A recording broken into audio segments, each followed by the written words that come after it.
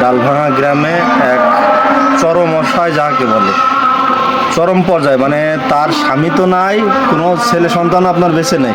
একটা ছেলে ছিল, যারা চেনেন ডালভাঙার, ছেলের নাম কি ছিল? মিনারুল। ভ্যান চালাইতো, সেও মারা গেছে শেষ সম্বল। তো আপনার বৌমার আপনি থাকেন, তাই তো? চলেন কিভাবে? ওই সরকার কি বয়স্ক ভাতা টাকা দেয়? আচ্ছা আচ্ছা আচ্ছা, ওই বয়স্ক ভাতাটা তো ওই মানুষই সব সাহায্য সহযোগিতা করে। তে আপনারা যারা এই ভিডিওটা দেখছেন, ডালভাঙার যারা চেনেন ইনাকে, মিনারুলের মা, অনেকে চেনেন।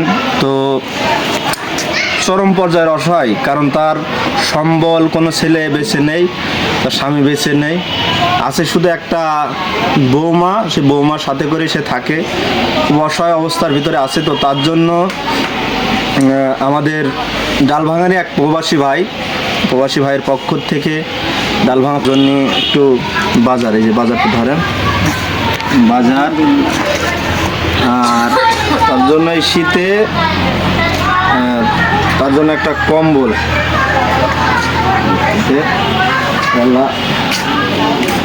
তার জন্য একটা কম্বল আমাদের ওই প্রবাসী ভাইয়ের পক্ষ থেকে আনা হয়েছে।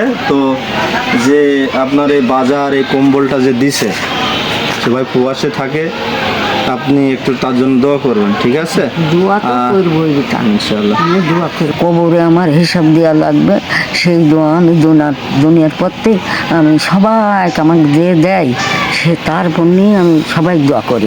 আর ইনশাআল্লাহ আপনার তো আসলে আপনি আসেন, এদিকে আসেন। আমারও খুবই কষ্ট, ওনারও কেউ। আমরা চেষ্টা করব, হ্যাঁ চেষ্টা করব প্রত্যেক মাসে। আপনার যখন কোনো ছেলে তো নেই, একটা ছেলেও বেছে নেই না, আপনার স্বামীও বেছে নেই, অনেক আগে কেউই বেছে নেই, আপনার দেখার মতো কেউ নেই, একমাত্র বয়স্ক ভাতার দিয়ে হয়তো চলেন, আর একটু চাল টাল পান, একটু সাহায্য সহযোগিতা। তো প্রত্যেক মাসে ইনশাল্লাহ আমরা যতদূর পারি আপনার প্রত্যেক মাসে একবার করে বাজার দেওয়ার চেষ্টা করব।